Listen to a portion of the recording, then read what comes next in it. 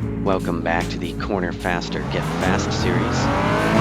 We're at Lime Rock Park in the Porsche Cayman GT4 in the middle of 50 laps to get up to speed using the iRacing simulator. This video, laps 28, 29, and 30, are all about turning the steering wheel. Previously, we learned the layout, how to look ahead with purpose, use the whole track, drive at the limit of grip of the tire.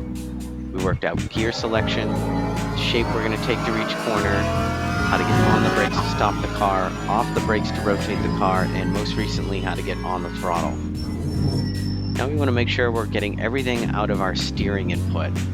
And for the most part we use the pedals to turn the car, but we definitely do use the steering wheel to turn the car as well. So from turn in, we want to make sure to turn the wheel in time and in conjunction with the brake pedal release and the weight shifting onto the outside tires.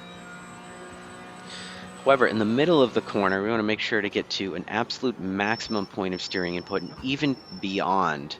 And what that does is it sets the car up for the best possible exit by getting the car on the sweet spot of the front tires, pointing the car as much up the track as possible, and especially if you go slightly beyond the limit of grip of front tires, it allows you to control the rotation of the car without any pedal input by introducing some understeer, or by allowing the rotation to continue by not quite getting past that limit of grip.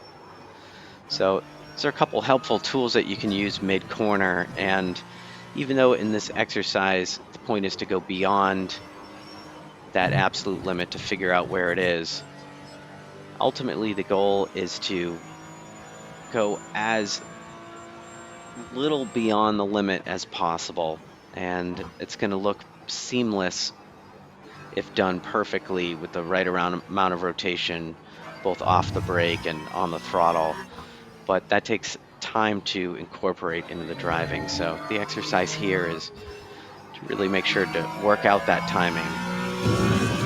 We want to make sure the maximum wheel input is in between the brake release and the throttle, at the slowest point of the corner, at the sharpest point of the trajectory, and then just continue to work out the input and connect the dots from turn in to that maximum point at the right point in time.